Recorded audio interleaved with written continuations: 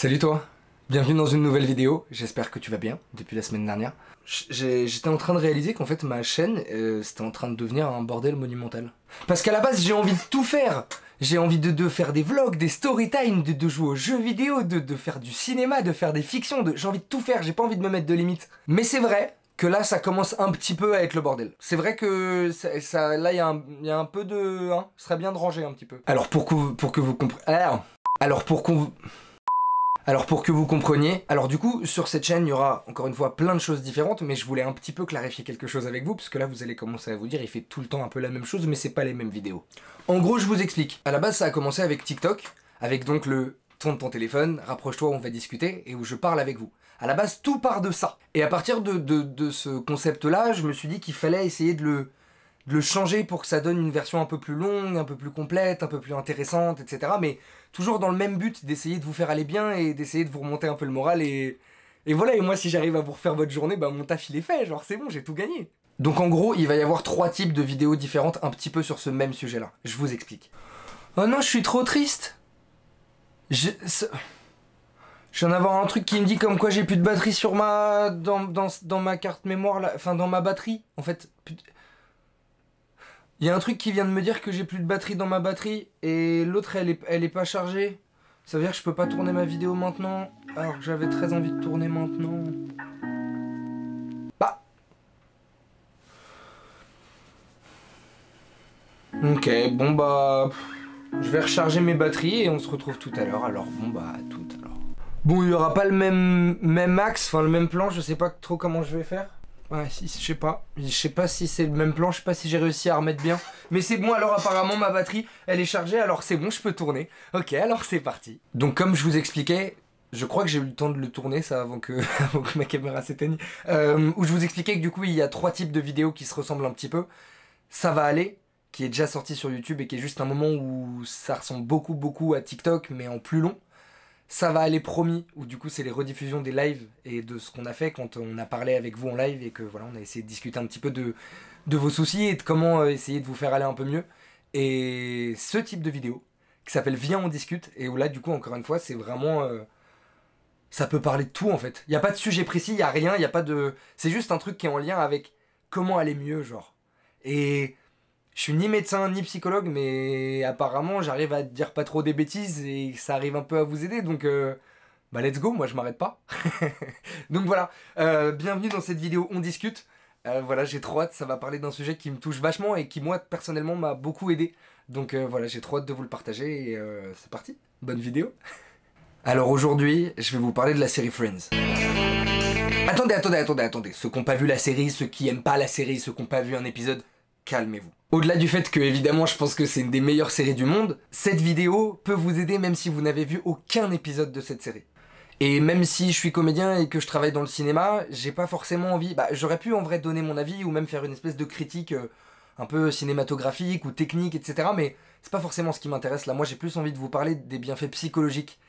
Et pour le coup, je crois que cette série a permis à énormément de gens de sortir un petit peu d'un cercle vicieux un peu noir et un peu négatif, et c'est scientifique, hein, vous allez voir. Bon, alors déjà, Friends, ça soigne. Non, vraiment, hein, enfin, pour le coup, c'est pas moi qui le dis, hein, vraiment. C'est... Attendez, je vous dis ça. C'est un scientifique anglais, un psychologue et clinicien, qui s'appelle Mark Exter, et qui dit qu'effectivement, la série Friends pourrait vraiment aider à contrôler les angoisses, à gérer les stress post-traumatiques, à gérer les stress chroniques qui peuvent durer pendant hyper longtemps et qui te reviennent en tête. Apparemment, c'est vraiment une série qui aide à se détendre. Et lui, il a dû faire des études dessus. Alors moi, je vais pas vous confirmer ce qu'il dit, parce que scientifiquement parlant, je suis un peu à la ramasse, mais je pense qu'il dit pas que c'est que des conneries, ce monsieur-là, quand même.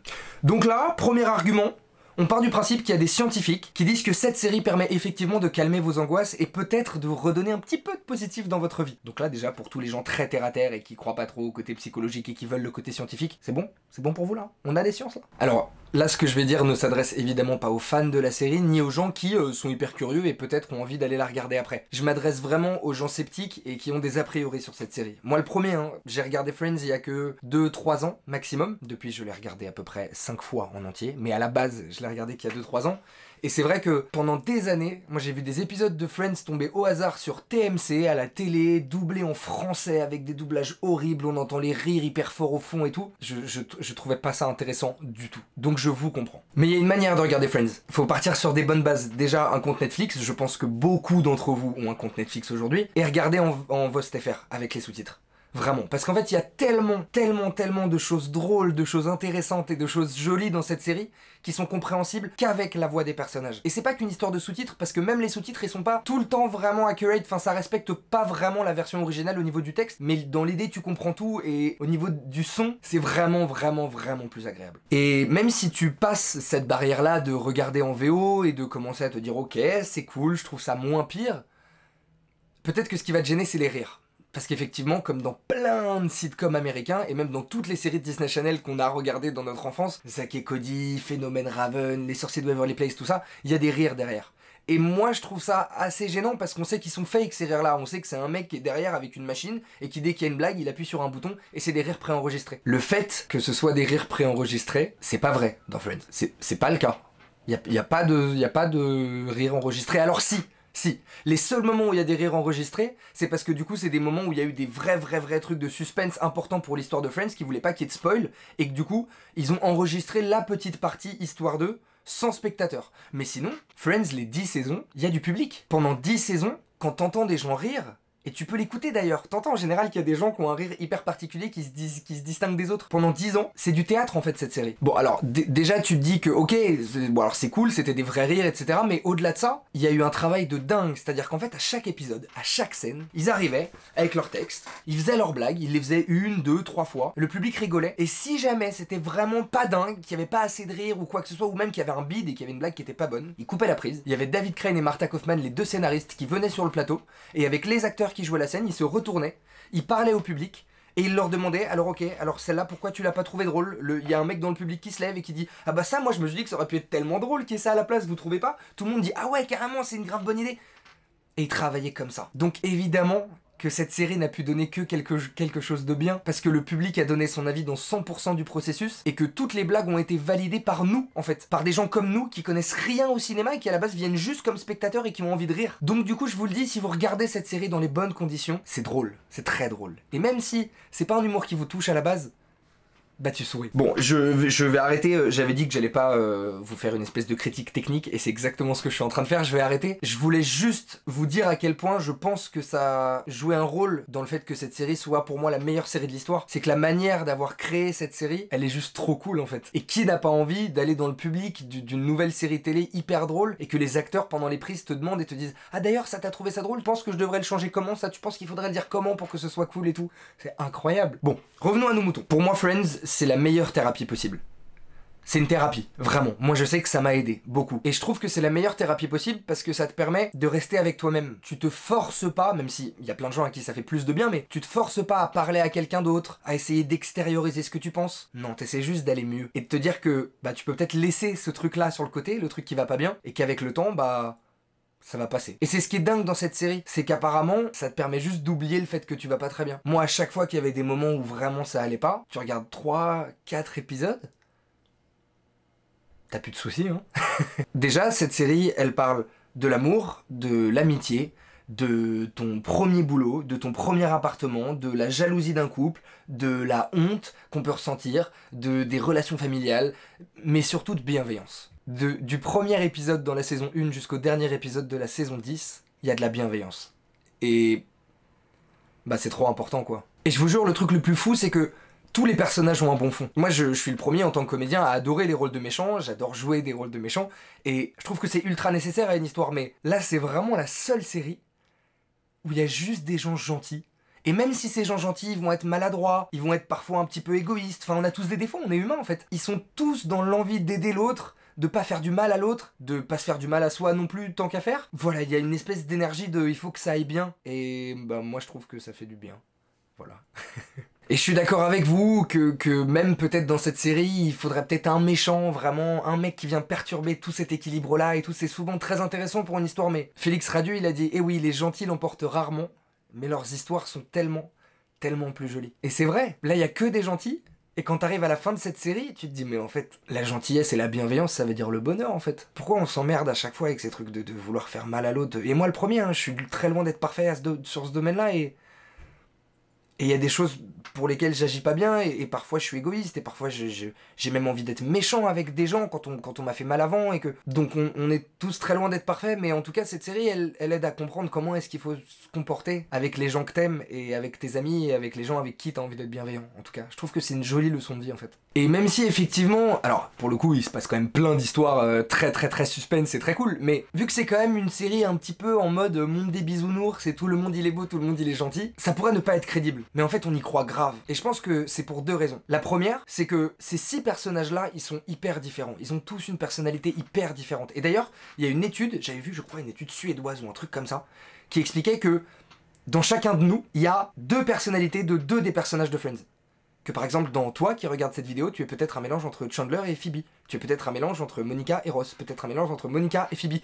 Bref, leurs personnalités, elles sont tellement toutes différentes, ça crée apparemment un éventail de personnalités complet pour l'humanité, avec ces 6 personnages-là. C'est très intéressant d'ailleurs. Si vous voulez vous intéresser à cette étude-là, alors je ne vais pas la retrouver, je pense, mais je sais que ça existait. Donc vraiment, moi je pense que ça a un gros rôle à jouer dans le fait que cette série...